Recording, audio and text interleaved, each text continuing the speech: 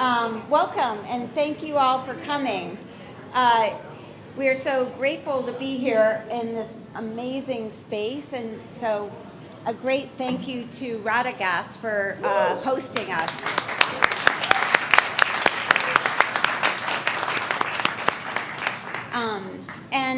I'm curious, like, who's in the house right now? Do we have any GWYSL people?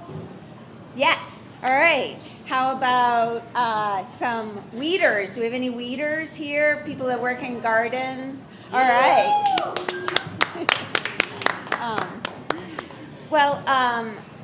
I will. I want to introduce the Save the Inlet crew. We're here. We're here because we care so much about the inlet itself. Obviously, many of us here are Save the Inlet people. Raise your hand if you are here. Okay, and we've got Sarah and Monty and Dewey and Scott and Trina. These people are going to be speaking tonight to us and commenting on a few and highlighting a few issues. So next. So this is the run of show. We're gonna do something we're calling Speedy Weedy Takes, and that's when individuals are gonna come up and we're gonna talk about a few issues. And then we're gonna have a do now, which is a little mini take action. And then we'll have Q&A, and then we'll have the next steps and do next. And then, we can hang out and talk about what to do, next together. So next. So basically, just to recap, why we are all here is because of this space, the MTA wash facility at 40 Quay, which is, there is a proposal to upzone it. Right now, it is currently a wash facility, just basically where the MTA stores their trucks for washing the subway. And it's been there since 1996. It's about 1.8 acres. And in 2009, the MTA made a request for proposals to develop the site. And there was a winner. Next. And this is what has been proposed. It's called Monitor Point. It is 3 enormous high-rise buildings. They are 640 feet, 290 feet, and 490 feet and 250. So you can see it's 60 stories, 45, and about 25-story buildings. The building behind it, West Wharf, that is dwarfed by this building because that building is going to be a third taller than West Wharf. So now I have Trina McKeever, and she's going to come up. She was on the community board for many years, and she's going to talk about the ULERP, which is the process that's in front of us right now.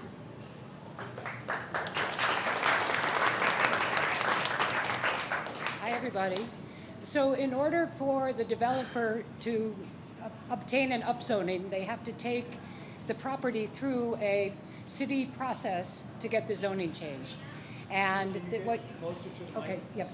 And what you see here is the timeline for what it is. ULERP is the Uniform Land Review Process, and it has to go through these various stages. And the stage that we're most concerned with right now is the first stage, which could happen any day now, which is that the city planning could certify the project and it could come to the community board, come to CB1. And when it comes to CB1, there are three different steps that CB1 goes through.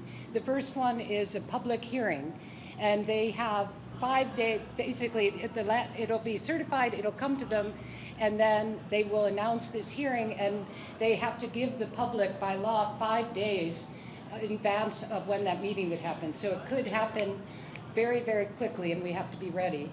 And at the public hearing, the developer will present the project, and then community board members will be able to ask questions of the developer, and then there'll be a section where we all come in, which is where the community can testify and give a 2-minute testimony of how they feel about the project. And that's one of the things, one of the reasons we're meeting is to talk about getting prepared for that.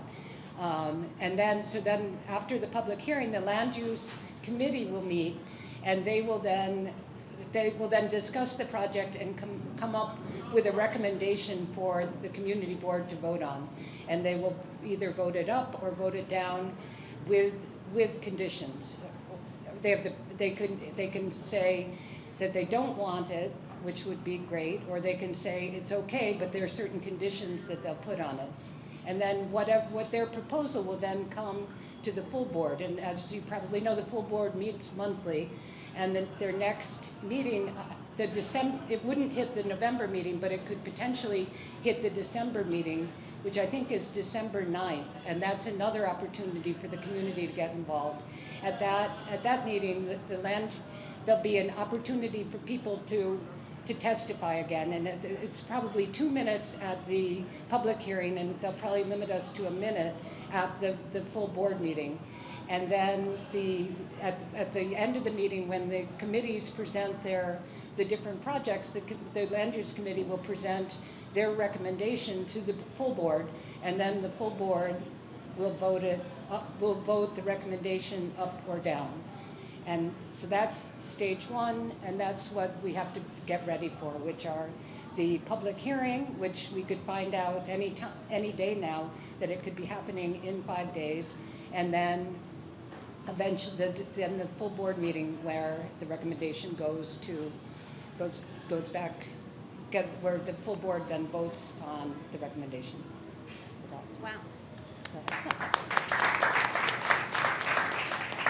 Trina, I have a question about that. When you said that there's 5 days after they, announce the project that it will be going through ULURP. But what if there isn't a land use meeting planned at the community board? What if they announce it right, like the day after the land use committee meeting?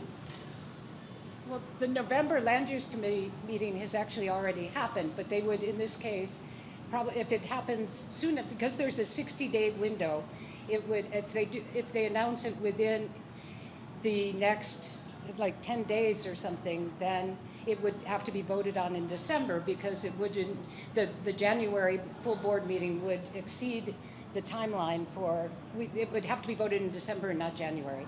And so we would have the public hearing, and then the land use committee would convene separately just on this issue so that they could concoct their recommendation that would go to the full board.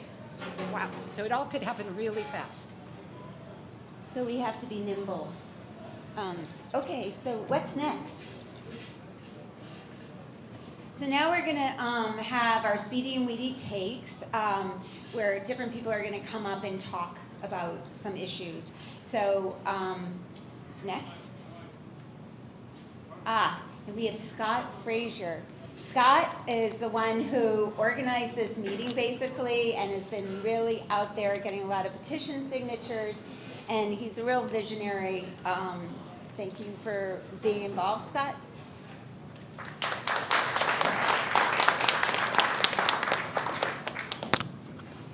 This is hi. You can hear me? So this is a live mic here, and I don't want people to feel that we're yammering and you can't ask questions. I don't mind if you interrupt me at any point you want to ask a question. All you have to do, you can just shout it out, or if you want to kind of be formal, we have this mic, and that way maybe people can hear you a little bit better. But feel free to ask any questions you like. I would like to thank you from the bottom of my heart for being here. Just your act of being here is such a community gesture of goodwill. This park has been promised for 20 long years. So every day that passes is a day of sadness for all of us, that we can't enjoy this complete, beautiful park. Thank you so much for caring and being here. For a little bit of history, I have the privilege of being in the neighborhood since 1980. So now we're up to 45 years. And this community, God bless it, is like a little petri dish for environmental issues. And they rise up because of our history as the birthplace of the Industrial Revolution. So there's a lot of vestiges of our past, and they come up to haunt us, and then we rise up and we fight whatever it is. So just so you know, feel reassured that this is not by any means our first rodeo. We have done this before. We have won before. We will win this fight.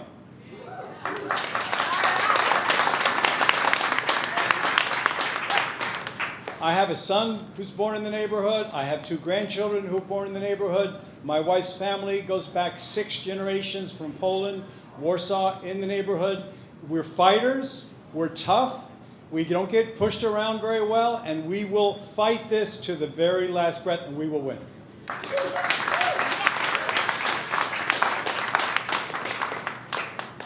So these vestiges of the Industrial Revolution.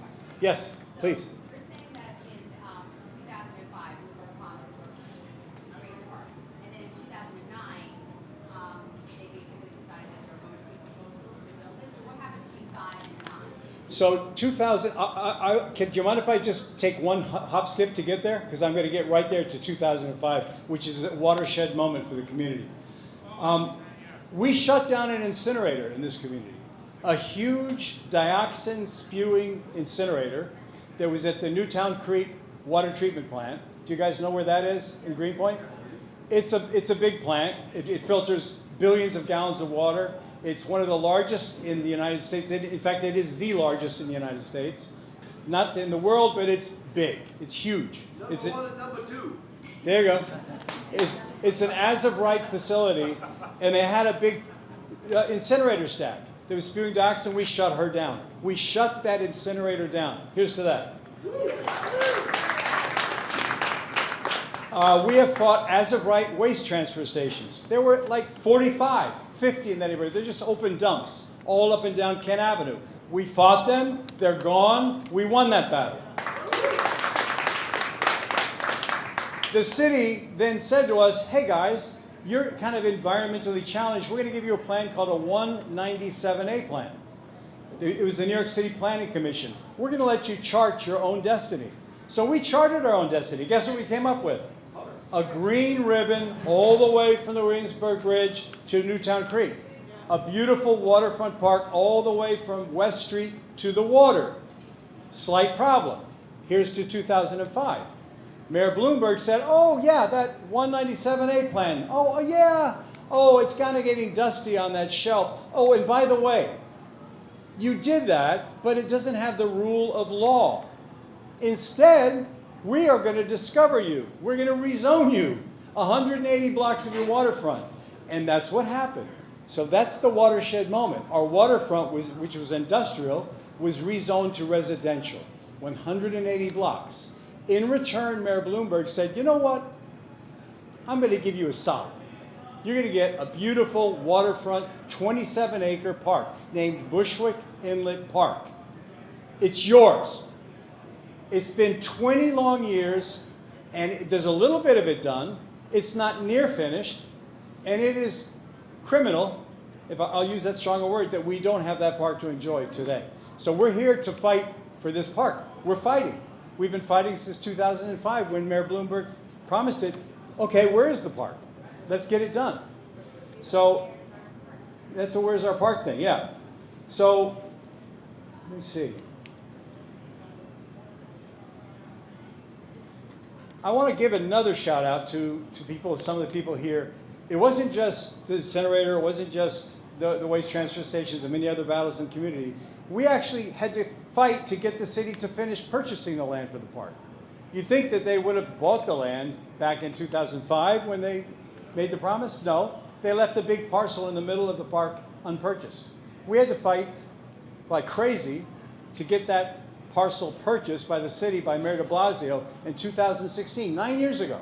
People keep asking me, what about that cement pad that's there? What is that? That's our park. We won that. We got $170 million to buy that land by the city. We won that fight. Here's to that.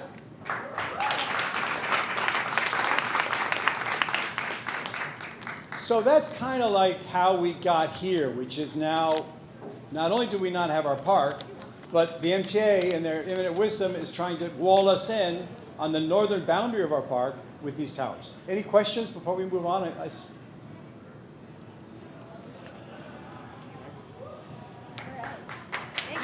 you.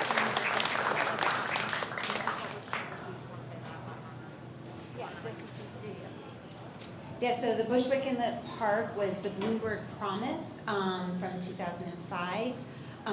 So let's go to the next slide. And, oh, it's me. So basically, we're feeling like with this rezoning and all the 180 blocks that were zoned for high-rise residential that ushered in incredible residents, and it opened up because each of those parcels had to create a little waterfront esplanade, block by block, piece by piece. We will hopefully finally get the waterfront access plan, which is what Scott referred to, you know, the ribbon of green that would edge the Greenpoint and Williamsburg waterfront.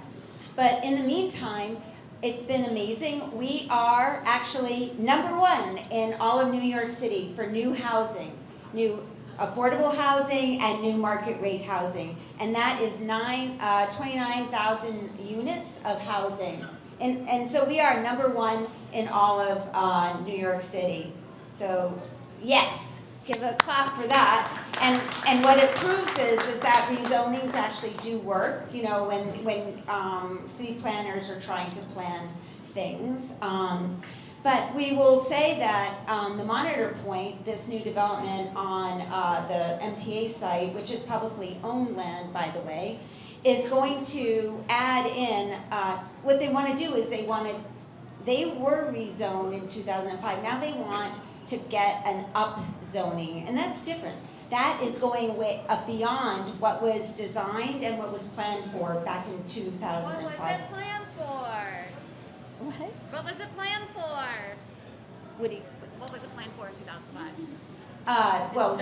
The plan for was low.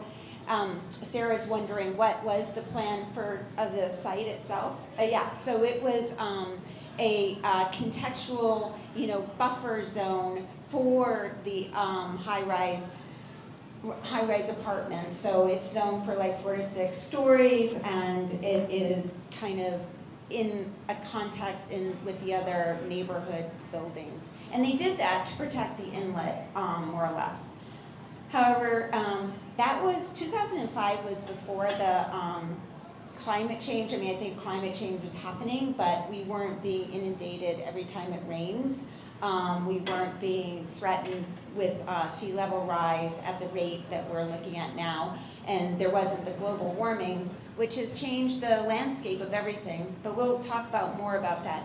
So anyways, just to say, we feel that it's what Scott often says is the last straw. It's the camel, you know, the straw that broke the camel's back in terms of density, in terms of hemming us in terms of taking away this little sliver of public park that we were given, you know, in 2005. So next.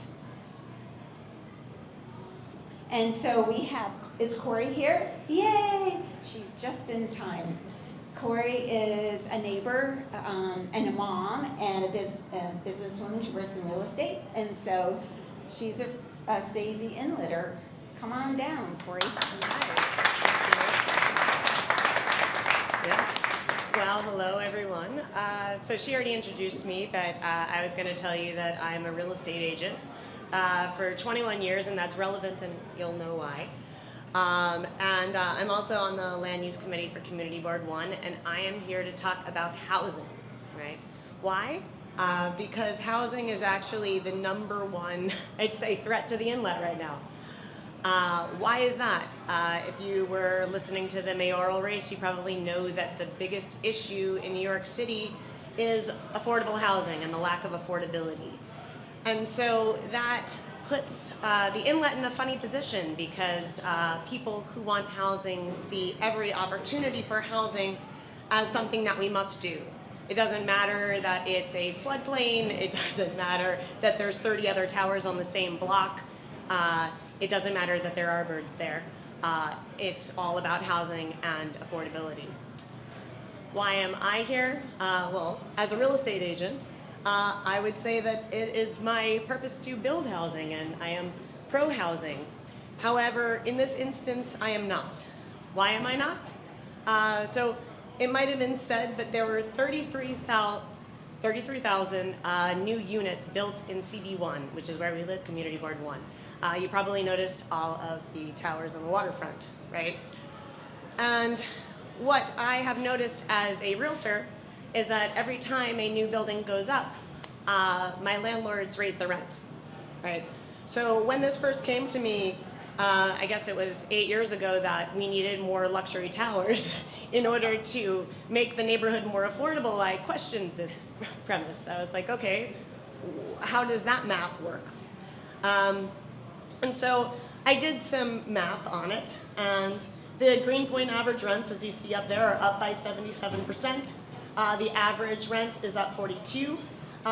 And you know, you guys all live here, so I think that you're probably aware of the major changes that have happened as a result of the waterfront towers, and it doesn't seem to be at all cheaper and more expensive than other neighborhoods. In fact, since this slide was created, I did a little research, and it turns out that in Greenpoint, average rents since 2010, which is since the rezoning, are up 275% on one bedrooms.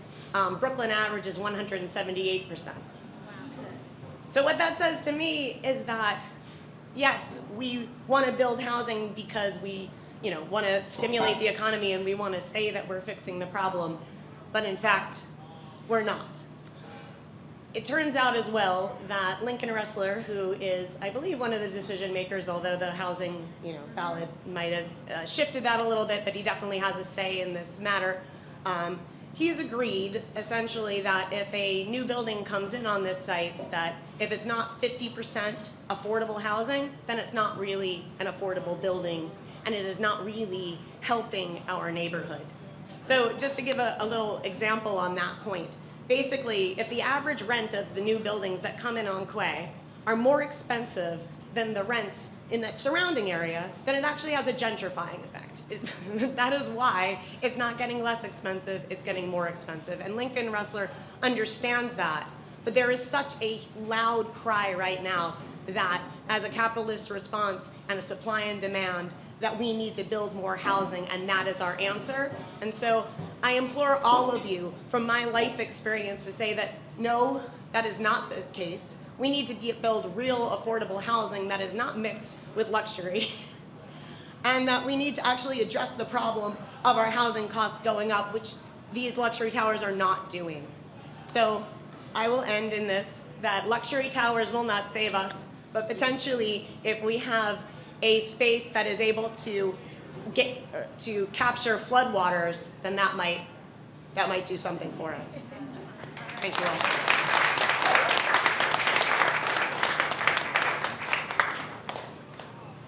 Thank you, Corey. I think that was genuinely in the weeds and awesome. You know, so exciting.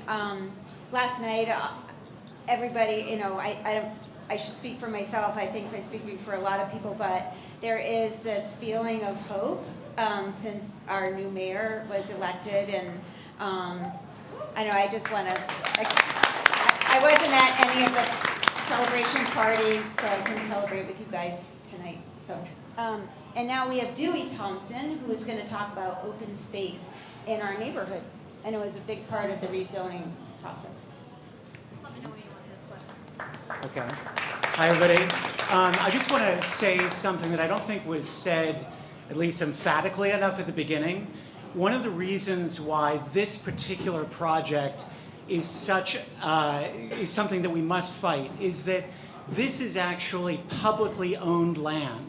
If this is a private property and we were trying to stop a private owner from developing as they obviously have the right to do, it would be a different argument altogether. But this is publicly owned land owned by the MTA. There is no reason, and in fact by charter, the publicly owned land can only be dispersed for the public good, the best public good. So we've heard a lot about housing, and we all know that housing is a crisis in New York City. And we've heard about how Williamsburg and Greenpoint have already built more housing than any other neighborhood in the city. So we are addressing that. We have given to the housing crisis. When in 2005 the zoning was enacted, as Scott pointed out, the 27-acre Bushwick Inlet Park was given partly to address the other huge crisis in this neighborhood, which is that we had less open space per capita than almost any other neighborhood in the city. And the rezoning, obviously, by definition, was going to increase population. They had to counter it by giving us some more parkland, or else the open space numbers would really look ridiculous. And now, this project is not giving us more open space to counter the increased density of those buildings. In fact, will worsen the ratio that you're seeing here.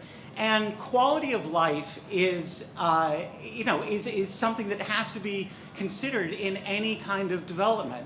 And moreover, when we have public property on which we can design a project that really does address quality of life, why would we not do that? Why would we give it to a developer to simply maximize profits and not take this very rare opportunity, the only one like it on the entire North Brooklyn waterfront, to make a project that actually addresses what the community needs?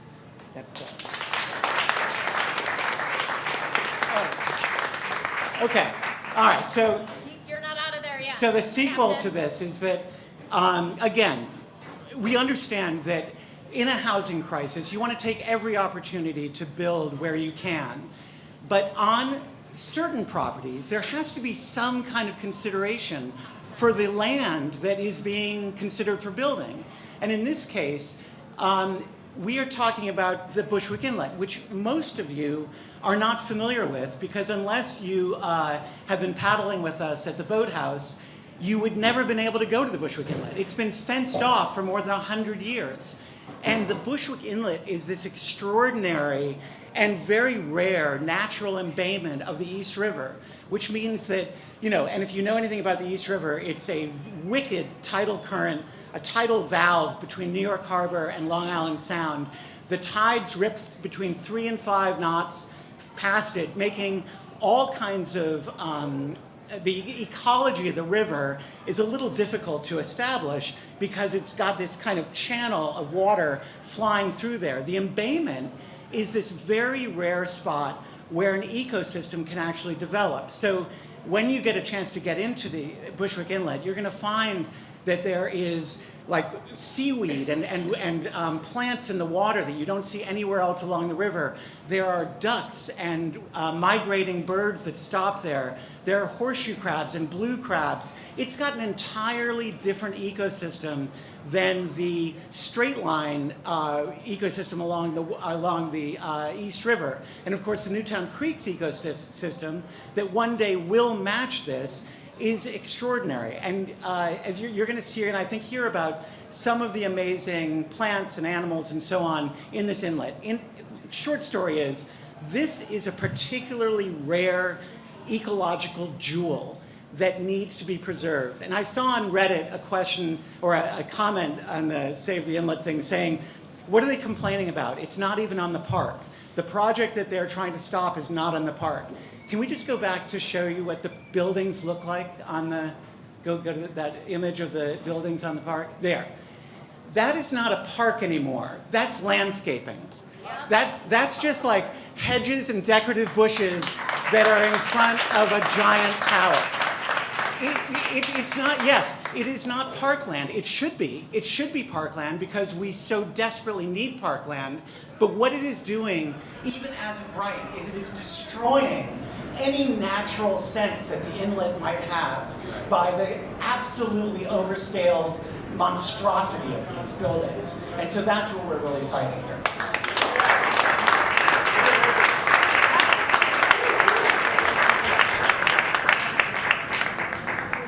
Thank you, and now we have Monty Preston. She's a new volunteer, and she's getting really involved with our oyster research project that we've got going on in the inlet itself, and so I Okay, I'm gonna slouch. Thank you, Catherine. Hi. That one out. Okay. Yeah, thanks. So hi, I'm Monty. I'm a grad graduate student at SBA. I'm doing a thesis on wetland conservation, and so when I learned about Save the Inlet, I was very excited to get involved. A little bit of safety talk. Closer, okay.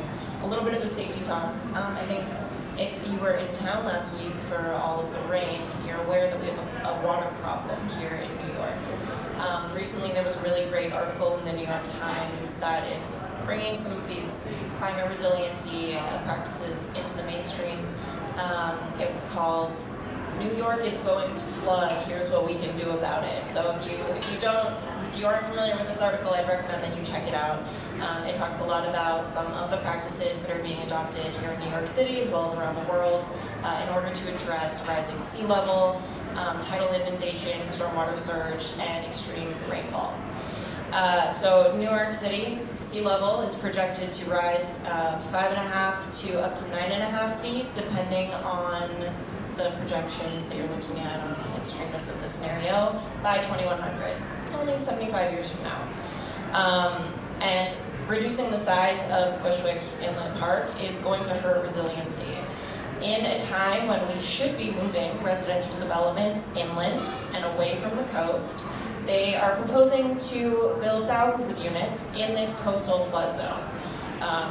This is a flood zone that should be a sponge for the neighborhood and prevent water from running inward, damaging your homes, flooding your basements. Simply put, we don't have the infrastructure to support this, and with the city investing, billions of dollars into trying to deal with this rising water, it doesn't make any sense at all to put a bunch of houses right in this floodplain. Next slide, please. Thank you. So wetlands are not people's favorite ecosystem. You think about like a swamp and you think it's stinky, but actually they're incredibly important.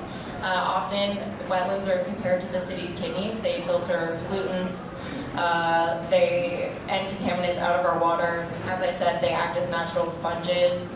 Just a single acre of wetland can store over 1 million gallons of flood water, so that gives you an idea of how effective they are at doing this particular job that we need help with. So in context, Bushwick Inlet could absorb massive amounts of water during heavy rainfall, and as I said, this is becoming an increasing problem. You're all aware that this is an increasing problem. It's something we need to address. Additionally, when we look at economics, every dollar that we invest in flood mitigation infrastructure actually saves us $6 in emergency response on the other end. So when we talk about preserving the inlet, we're talking about infrastructure that pays for itself many times over, while simultaneously keeping our neighborhood cleaner, cleaning our water, and protecting all of our homes. Thank you. And next we have Sarah Roberts to talk about some of our wonderful birds.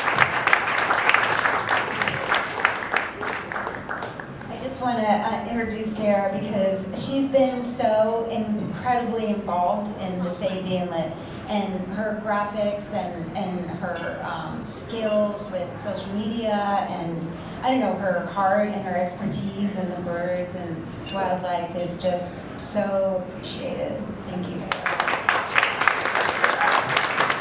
So if you are here because I've stopped you in the park, or if you and I have had a conversation in the park and it's been either about, or the sidewalk, and it's been about birds, that's me. I just have a mask on this evening, but I'm here to talk about birds, just a little bit though. You can call it a beak.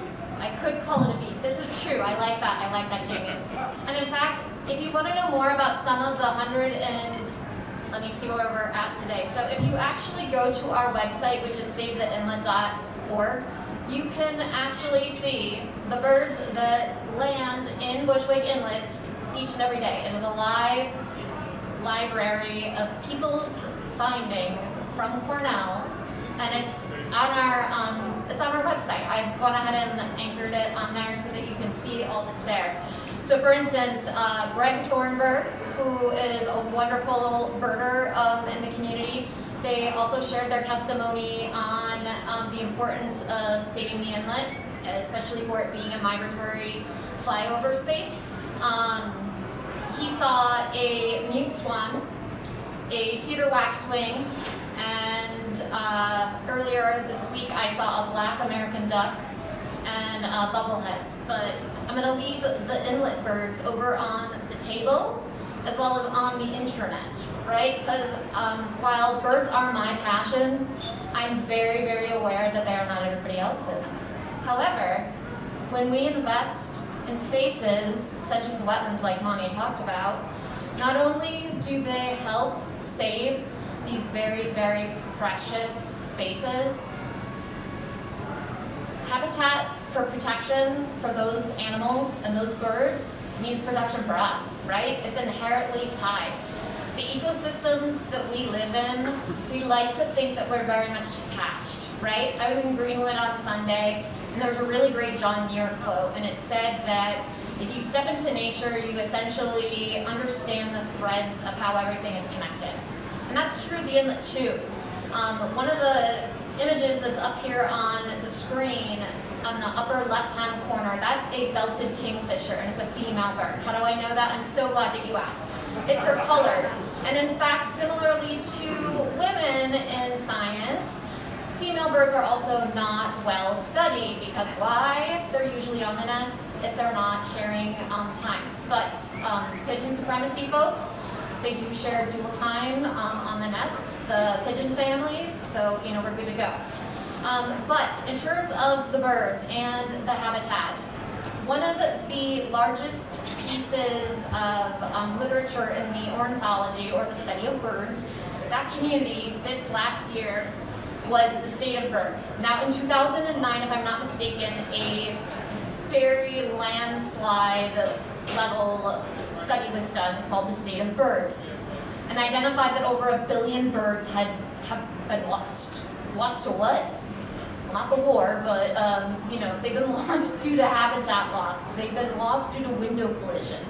Yes, we absolutely do have legislation that New York City has passed, because bird collisions, they happen even in homes, right? Like, they can easily happen in a 4th-story window like my apartment, like it did today with the window stickers. It's all about physics. They don't get along, birds and glass. I volunteered at Wild Bird Fund for a year, and the number of patients they saw last year was around 14,000. We beat that number. I'm now an employee there. I don't want to say we beat that number, but we surpassed that number 2 weeks earlier in terms of the number of birds that hit windows and either were euthanized, because of their injuries, or were re-released post-rehabilitation. Okay? Again, why do you care? I'm glad you asked. Their habitat protects us against things like heat. Does anybody here have Con Ed bills? Anyone? National Grid. Okay, cool, yeah. So one of the things that the city didn't think about when we built it is trees, right? And in fact, here in Greenpoint, back in the 80s, if I'm not mistaken, correct me if I'm wrong, we had a plant-a-tree-a-thon situation where ever so many blocks, there was a plan to plant trees in Greenpoint, right? It's almost like it's in the name of our town, right? So again, their habitat, it's our habitat, it's shared. I'm not going to beat a dead horse. But one of the things from an economic perspective that'll grab your attention is, right, if you're on Instagram, if anybody has seen Bonner, you know that hot girl birding is here. You know that birding is here if you have been to McGolrick Park on a Saturday and you've seen 200 people in a park that is not scaled for 200 people to bird. It's becoming a very popular habit. Why? Because we're all on these stupid bricks, right? But one of the really incredible things about bird watching too is that it not only builds community, but it builds tax revenue. Do I have your ears now? Okay, great, cool. So this is according to the Fish and Wildlife Service, and again, because the government is shut down and can't be holding itself accountable, they did want me to let you know that the information could be out of date. So growing, pastime, right? It's a significant driver of tourism. We are under what's called the Atlantic Flyway. That means we're basically under a very, very fancy hotspot we're Miami for birds, guys. We're Miami for birds in the springtime and in the fall. We are their Miami, okay? Now I know that we have some New Yorkers that are hoping to flee to Florida, but however, we are an important space because these birds take rest here, right? When you are going from Alberta, Canada, or Calgary, Canada, and going down to Venezuela, I don't know about you, but I gotta stop and stretch my legs, my human legs, all right? The amount of drivers and tourism, and we know that we are a city of tourism, right? Whether we want to admit it or not, right? We rely on that. The retail, the conservation funding, with economic contributions is at a scale that's almost hard to fathom. In 2022, so this is over 3 years ago, birders spent almost $107.6 billion on their activities. Billion with a B. That's literally like the NYPD's budget, guys, okay? And that is split between 14 billion being spent on trips, so food, lodging, transportation, 93 billion on equipment like birdhouses, binoculars, cameras, even land purchases. Weird. And of course, these expenditures contributed to county tax, because we are in Kings County. We received $7 billion at the county tax level. At the state level, it was $9 billion. At the federal tax level, it was $22 billion. All of this birding activity helped to support 1.4 million jobs and generated $90.2 billion in labor income. That's an astounding amount of money for small little guys that go zoom, zoom, zoom. Very hard to see in binoculars, okay? That's amazing. It's incredible, right? It is a powerful driver of our economies. And if any of you, if I show of hands, how many of you lived here during COVID, during the pandemic? Okay? How many of you relied on a park to see a neighbor or to see a loved one or to literally interact with anybody? How many of you relied on a park? Pocket park, I don't care what kind of park. Yeah. Turns out that there's a direct link between our mental health and touching grass. And I don't mean, I mean actual physical grass, guys. I mean going to a physical place where you can be in a third space with the rest of the community. Okay? This is where recreation happens, right? There's constantly football or soccer happening at Bushwick Inlet at 86 Kent. You have people with their children, right? A park is a multi-dimensional space. It's not just about birds, but it is where they live. I do want to let you all know that as we continue to go through the evening, all of the information that we've shared is on our website at savetheinlet.org. And if you are on social media, God bless, it's a lot. But we are sharing information. I saw a hand from Mr. Tart. Yeah. I'd love to say something. Can I say something about it? Please come on. Okay. This is Jamie. He, if I may, he actually is the reason why I can explain what air rights are and why they're effed up, being politically appropriate. But if you want to understand what air rights are, there's a very, very exaggerated, or excuse me, not exaggerated, but to the point, pithy, and on the nose article that you can find under our media section, and it is called "To Pimp the Air Rights of the Future." To pimp the future. Thank you, To sorry. pimp the future. To pimp the future. And I will say, that's what I want to say. Like, you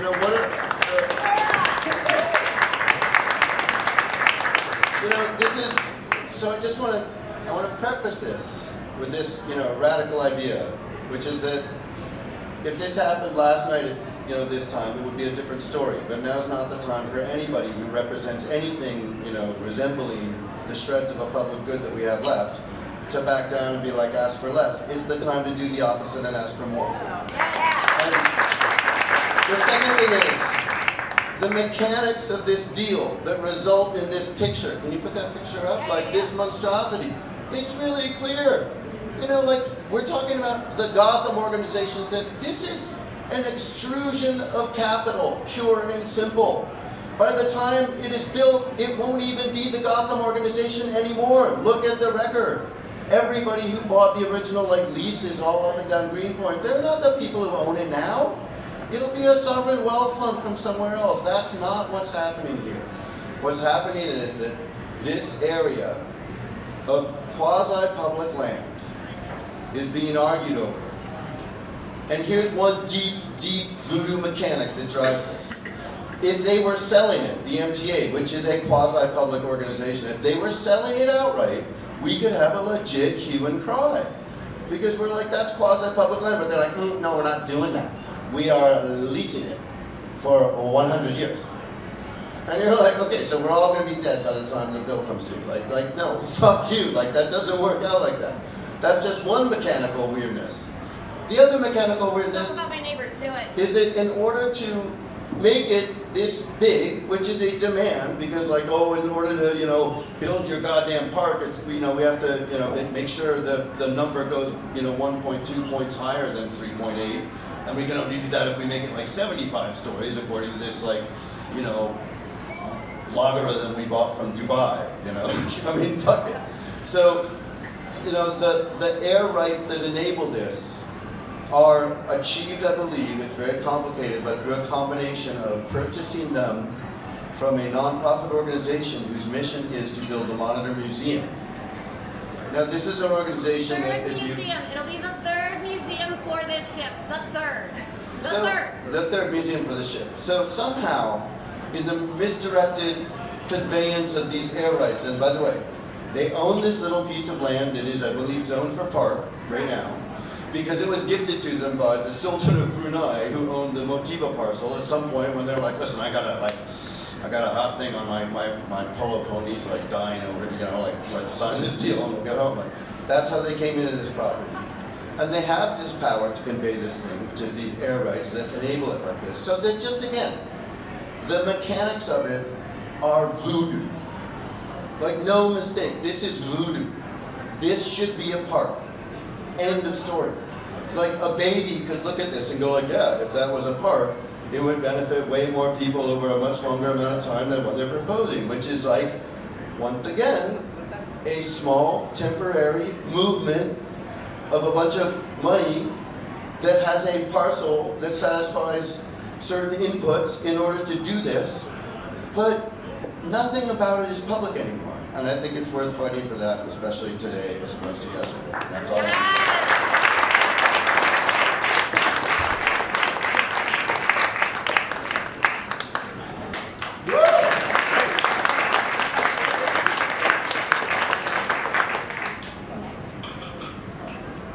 Okay, so now we're going to do something together. Scott's going to do some math. He's going to count how many people we have here. I did already. Oh, you did already. And what we need, I think we're almost at 4,100 signatures on the petition, and we want to get 5,000. Why do we want 5? What are we going to do with these petitions? This petition is going to be delivered to our council member, Lincoln Ressler. He is the decider of this project. We're going to deliver it to Community Board 1, who is advisory, but they have a land use committee, as Trina explained about. They're going to be voting on the value and whether this should be, they should approve it. And it's going to be delivered to the Department of City Planning. And so right now, and also our beloved Brooklyn Borough President, Antonio Reynoso, is going to get 5,000 signatures as well.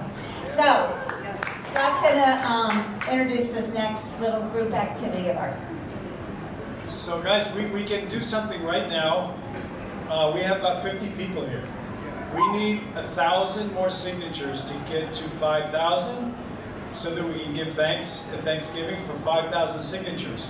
So I'm figuring that everyone here needs to get about 20 signatures from your vast networks of contacts. We all do that, all 50 of us get 20, that's another 1,000. We hit 5,000 for Thanksgiving. Can we do that? How about starting tonight? Again, we said 50 people times 20. Could you get 5 right now? Right here, right now? Right now. Scan the thing. Get your bestest friends. Right now. Scan our QR code. And do that fancy thing. 5 people right now, and that'll be 100. We'll be starting. Order food, get a beer, go for 5. Yeah? Yeah. As an FYI, I'm going to start the clock for 3 minutes. So we have 3 minutes to try to get, 2 or 3 signatures. Okay? Here we go. And if you want to get a beer or a cider or a glass of water, also. just as a heads up, if you are interested in sharing this with your neighbors because they are not here tonight because they can't be, or maybe somebody that you want to talk to this about, one of our Inlet angels, Bianca Bello, she is a community organizer, and I think I stepped on it. That's my fault. Sorry. I think I meant anyway. She's gone ahead and created a small zine that has our QR code so that you can scan it and easily access the petition as well as our social media. It's right over by Caroline, if she wants to put her arm up. They're over by there, as well as the trading cards. And you can also go to bit.ly, all lowercase, save the inlet, let's just save the inlet, yes. What constitutes a legitimate signer? Must they be a resident of New York, a citizen of the state? We have had people come to us. Yeah, people from around the world meet us. If you're not from here, we're fine. I mean, we prefer the zip code, but obviously we're finding that people who stop by are facing the same issue in Rio de Janeiro, in Berlin, in London, Tokyo. So wherever you're from, join us. We're a world-class park. We will be. So yeah, we welcome all. We prefer our zip code, but if you got friends far-flung, it's all good.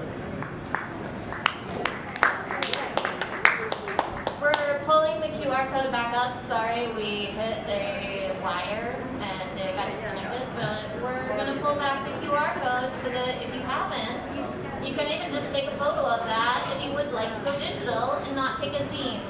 But if you want to, please do. And thank you to Bianca again she's not able to make it this evening, but thank you to her for creating those. It will help you to tell your neighbors why you came tonight and why you signed the petition.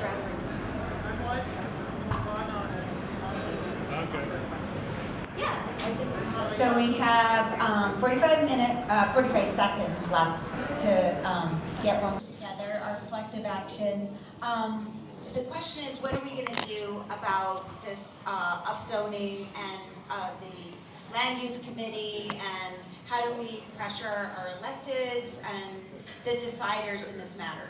So I will offer to you, we have the community board land use hearing coming up, and we can craft testimony and we can have workshops. Okay, time's up.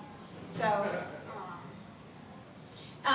there is, we can have a rally, we can have direct action, we can do things like that. We can go to Lincoln Wrestler's office with 5,000 signatures. Jamie? Madam President, can I venture that an event much like this is very welcome, even if it occurred again a month henceforth? Well, yes, we can meet again. And so we have media op-eds, and so what I'm going to do is I'm going to start passing around. Oh, can we get the other clipboard? I'm going to start passing around some signups, and so we can get your names. So, as Trina pointed out, this business at the community board could happen like really fast, like within, Faster than air down pulling out of the race. And so, next slide.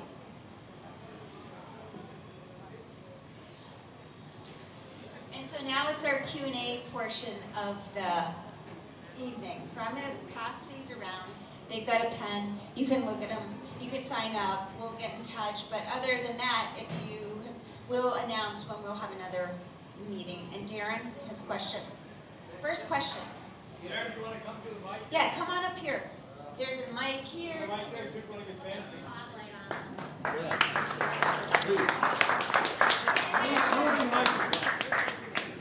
Thank you.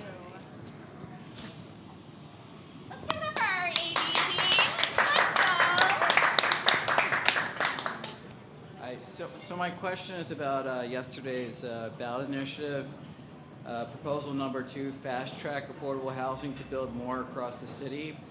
The language in the ballot is to fast track publicly financed affordable housing, fast track of applications delivering affordable housing in the community jurisdiction, produce the least affordable housing and significantly reduce review time, maintaining community board review.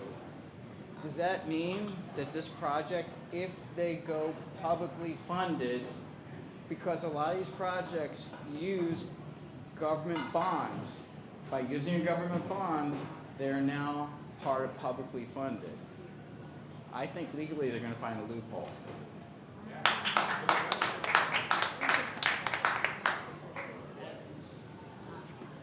I don't know the answer to that question, Emily Darren. Gallagher's worth Oh, I don't know fully.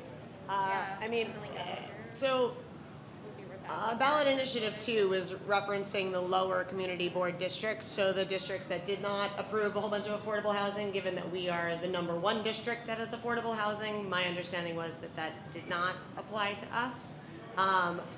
Ballot initiative 4 does apply to us, which does mean, and I don't know, Trina, if you want to chime in here, but my understanding of it was that even if the community board and our and Councilmember Ressler declines it, that it goes back to the borough president and to the mayor, which means that we have other people that we need to talk to about the project. All right. Is there another hand? Yes. Wanna? Oh, no, I'm good. I love it. I think you can talk there. Yeah, no, I'm okay. You can go to that mic right there. Can you guys hear me? Sorry. Yeah? Okay. My question is, I'm not too familiar with like the process. This is a little bit of a technical question, but have they publicly disclosed any form of an environmental impact assessment on their part? What a great And question. has anybody actually gone through the nitty gritty of that and pulled the actual evidence and the data to back the impact? Because I feel like if you have a background in like the studies of environmental sustainability and holistic health approaches, it's a lot more digestible. But I think for people who need to see the why, like how this will happen, it would really help to go through that. But I don't even know if there are publicly. I'm so glad that you asked that. Everybody has access, and how we were able to get that big giant chart that showed that we were top at the housing. New York City open data, but then in addition to that, on the ZAP portal, which is called the Zoning Application Portal, there are all of the documents that are required for the Uniform Land Review process, which is called ULURP, which is, again, potentially going away for other projects, but still applicable at where we are in terms of, we have a study. They're waiting for certification. My understanding is for...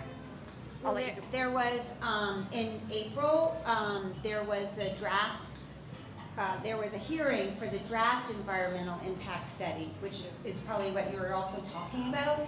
And so there was a lot of testimony that was given by members of the community like yourselves, on both sides. Also the Gotham organization, submitted testimony.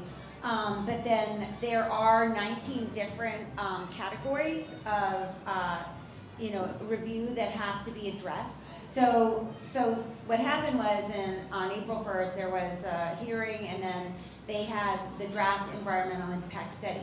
Now they've had the whole summer, and we are waiting for the certified without the D, the environmental impact study.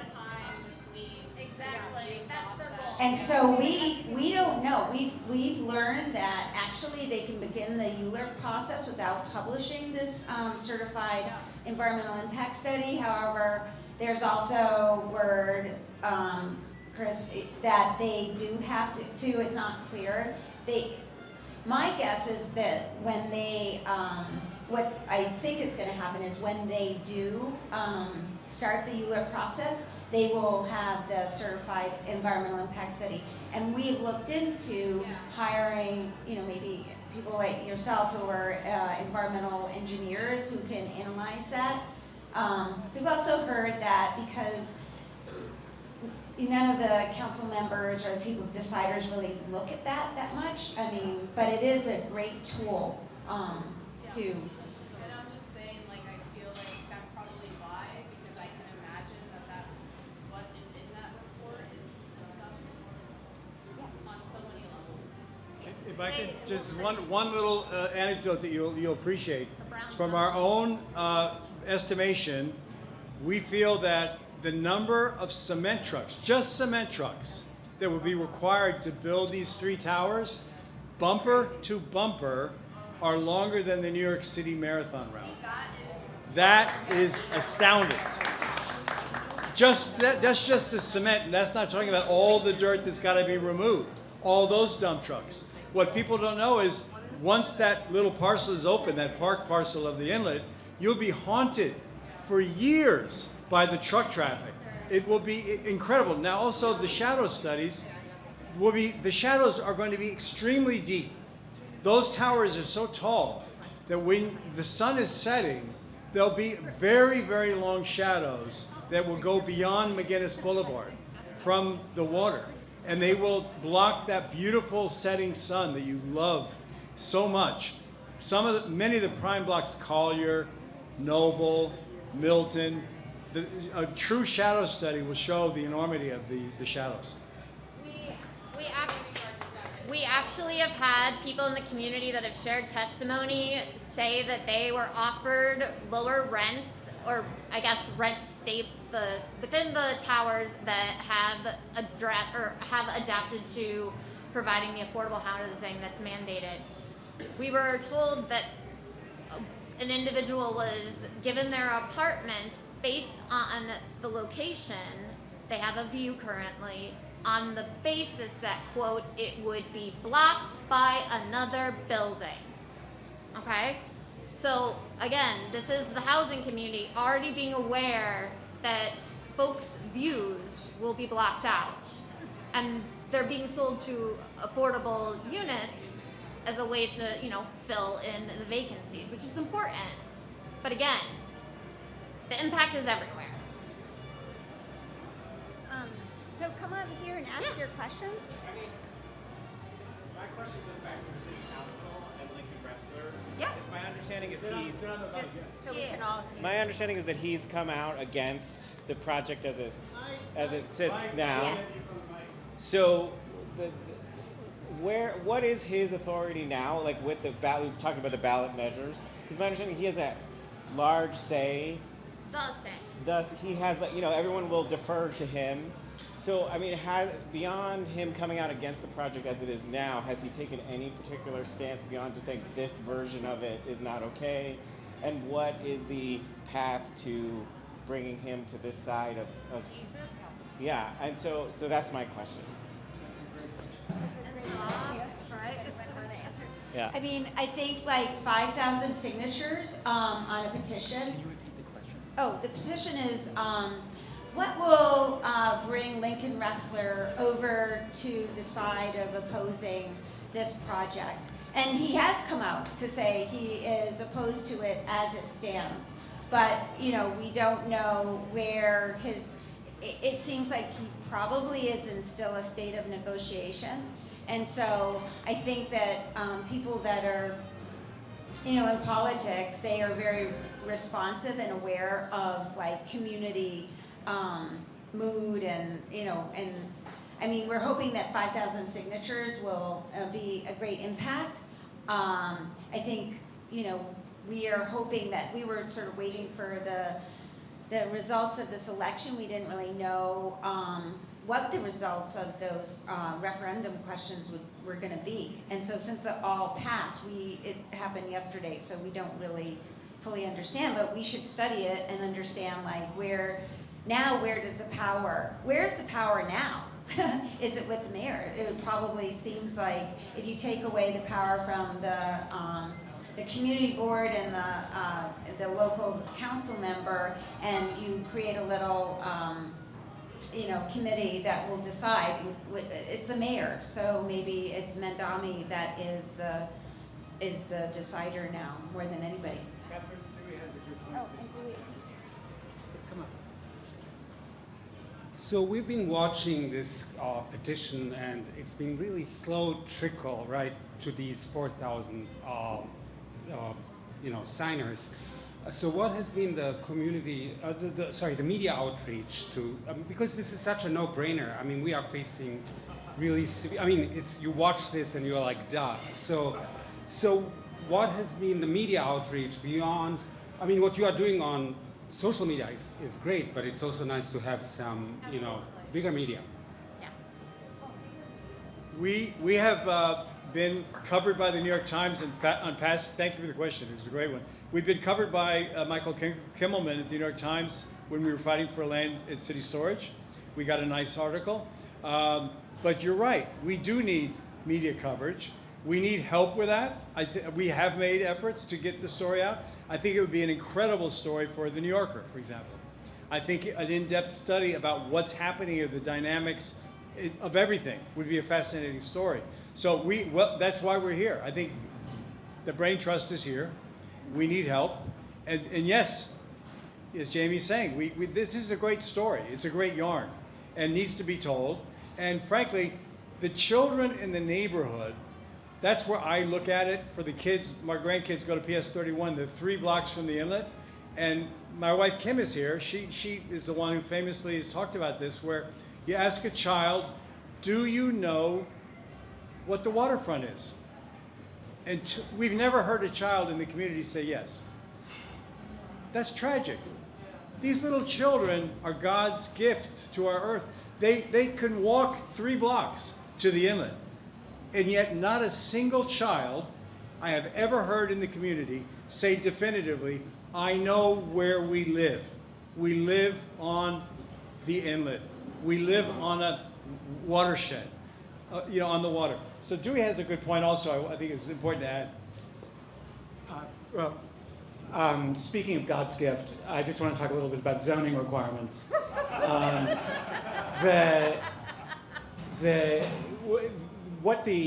What Gotham is offering, and if you look at their website for Monitor Point, you'll see that they tout a whole list of things that the community should be very grateful to receive. But what you should understand is that none of those things that they're offering, including 25% affordable housing, is 1% more than they are legally required to have in the zoning that they are offering. So they are taking public land and developing it privately and offering the community nothing more than the legal minimum, and we've seen what that looks like across the community. So don't be bamboozled by the pictures and so on, the statistics that they are unfolding about the open space. They actually have the gall to be saying that they're giving open space to us, which is like the driveway that goes between the 2 buildings. And the turning plaza that's in behind that one is being described as open space. It's a crock. So that's an important thing to understand. And yeah, I know, and I just say that is required. That open space that connects to West Street is zoned. It's legal mapping. And sorry, 2 questions. Do we have a established coalition with what's going on in LIC's rezoning and also the BMT rezoning? Do we have kind of a more formalized coalition with those groups? That's a Catherine question. And then second question is, does anyone actually know what Reynoso thinks about this? Because he did backtrack on BMT and basically betrayed that community. So I don't necessarily think he's the most trustworthy ally in this fight, and counting on him is probably dangerous. Thank you so much. Just a couple things about the trickling in of the signatures on the petition. Most of those signatures have been gathered by grassroots people, standing in a park, and a lot with Scott and myself, some other people here, just going and standing in Goldberg Park, McCarran Park, Bushwick Inlet Park, and gathering. It's labor intensive, but it's also hearts and minds. So we would love more volunteers to do that. So please sign up and just come and hang out. It's just an hour or 2. It's it's very interesting. And about Antonio Reynoso, yeah, he is a City of Yes guy. He is not, he's definitely not on our side. He's not, except one day, I'll just tell a little story. He did call me on the phone. I didn't know who was calling. I picked it up, and it was him, and he was calling for the fundraising call, asking for money for his campaign. And I was like, wait, so Antonio, guess what? It's Catherine. It's Save the Inlet. And he was like, oh, shit. And so just that, I was like, they want, they're talking about this building. He was like, Catherine, but we need housing so much. And I was like, but Antonio, they're upzoning what we already have. This is public land. We've already been rezoning the most amount of housing and the most amount of affordable housing. And he says, wait, what? And I'm like, they want to upzone this property. And he's like, they want to upzone a rezoning? And I'm like, yeah, that's what they want to do. And he was like, well, that's different.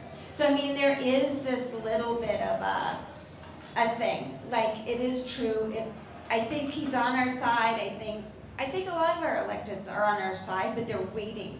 They're waiting to see what happens and how much of a hue and cry. And then there was something else. What was the other thing? Coalition building with the... Oh yeah, and a coalition. We have an amazing coalition we're building, and not me, but we are participating. And it's this community land trust. It's called New York City Community Land Trust, nicely. And they have a special arm. It's called, we named it Public Land in Community Hands. And so, because of how long it takes to do everything and how many people and volunteers, probably you will be seeing a sort of a manifesto from this group. And it is including Resilient Red Hook, the LAC Coalition, it's Bronx United. I mean, it's incredible organizations, and it's very deeply rooted in environmental justice, in racial justice, in housing justice, all this stuff. And I'm really excited to show you guys all about it. So.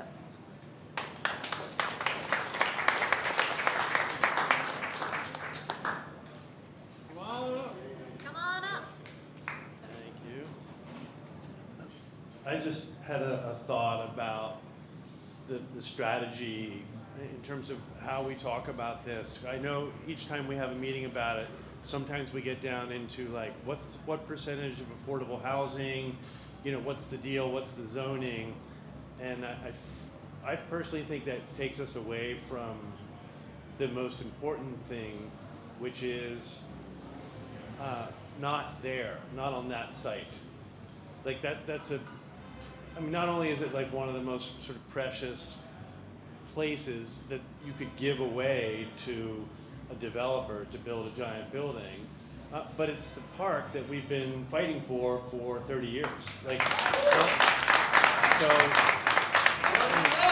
it's not like we are anti-housing, right? I don't think that we need to get pulled into that argument.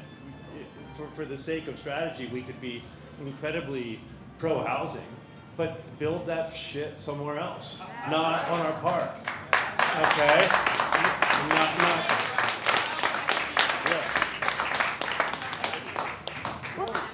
Okay. Are there more questions? Do people have more questions? Because I would say that. Back there. Who? Hand raised. Come on up. Who? Oh, there you are. Yeah. Don't be shy. Right to the mic. A little bit of a comment and a question. As far as affordable housing is concerned, I'm from New York, I'm from the Bronx. I have a lot of family and friends who actually need affordable housing, and I had the privilege of befriending a lawyer who defends some of these giant conglomerates that make these luxury buildings, and they call them affordable. I could be wrong, and I'd love to be proven wrong, but he shared that in order for them to decide what the rent price is going to be for these affordable housing units, they take the highest earning individual in Brooklyn and the lowest earning individual, and they find the median. And I'm sorry, but that number is not affordable at all. So just say what it is. Like, we want to house the rich on the water. That's what it is. And then the second thing is, I know we have a lot of talented individuals in this neighborhood, in this room, and one person in particular I know who makes video content that is very high skill. I used to work for a company that creates documentaries and publishes them, so it's just an idea. I've seen a lot of like snippets of really beautiful visuals and videos and stuff. I think it could be great to create a short form documentary and pitch it with stories about the birds, with stories about the people in the neighborhood, and just pitch it to places like Netflix, who love documentaries, who everywhere, and even news sites. And I think that could really create buzz. We could even have airings at like 350 Brooklyn events and at Sunny's. In, you know, there's just ways that you can push it once you have creative content. So.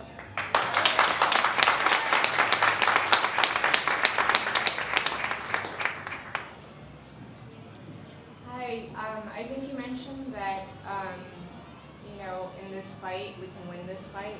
I just want to know how we do that. And also, you mentioned that there is like the 5-day window for the assembly. Like, what do we need to do in that? Like, how do we organize? Do we all have to be there to say some things? Like, what is our action plan? And also, what is affordable housing?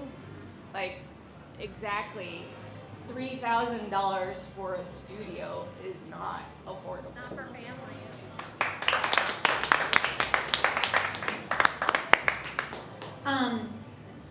Thank you so much for that. What we can do now is, I don't know if you guys are circulating those sign-up sheets. There's one that is for, you know, crafting like community testimony at the community board one meeting. We have to organize for that. We need people to come whenever the call is. We don't know when it is. That's what's so frustrating. But we need to be prepared. We need to have topics of conversation spread out. If you guys have been to any of those meetings, you know, Gotham will put forth a lot of, you know, counter arguments and things like that. And we have to be really strong, and we have to demand, you know, attention. So one is show up for that community board one meeting and be prepared with a very pithy 2-minute speech. And then you can also submit longer testimony. If we have 100 people show up for that, it'll be amazing. The other thing that I mentioned earlier that we did our action on is the petition. That sounds like, oh, maybe it's gonna mean a lot. All the elected officials I've spoken to are like, wow, you have 3,500? Wow, that's a lot. They were surprised. 5,000 is significant. So we need to get that, 5,000 by Thanksgiving, all right? And then we need media. And the 5,000, we want to clone ourselves after Thanksgiving. So you have a big turkey, celebrate, and then the day after, we clone ourselves, meaning all 5,000 get just one more. And then we become 10,000. Yeah, so important. And an amazing tool, that's an amazing tool, because as we communicate to our friends and ask them to sign the petition, they read it, and then we're spreading information. And that's so important. And the other element is, and I don't know your name, the filmmaker, creator person that was here, thank you for that, because that's what we do need. We need media, we need content, we need outreach. And ideas. So we're just a scrappy bunch. We have a lot of friends and we're building more, but we need you guys. So now I would say, if there are not any more questions, we should, we've got one more question, and then what I think we should do is get a drink, get together, talk about ideas, you know, have a little fun.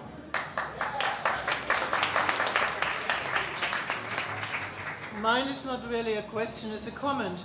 I really would like to know what the average nurse, the average teacher, the average fire person, and so on earns. Because there's bullshit about affordable housing and $3,000. I know for myself, if my husband wouldn't have bought his building in '84, me as a teacher, I would not be living in this neighborhood, ever. Okay? So I would really like to dismantle that crap as well. Thanks.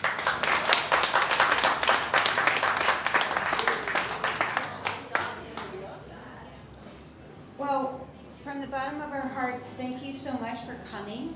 And please sign up for something. We'll be doing outreach. Sign up to help organize, help, think of good ideas, think of more ways of. Oh, it's My Park Day if you want to get your hands dirty this Saturday at Bushwick Inlet Park at 50 Kent. We'll be doing planting. Come to the water plant or And stay tuned. We're going to be doing this again. So this isn't the last meeting. We're going to be meeting again. We're going to get stronger. We're going to keep cloning, growing. So be aware. We're going to reach out to you and give another date. We're coming back. All right.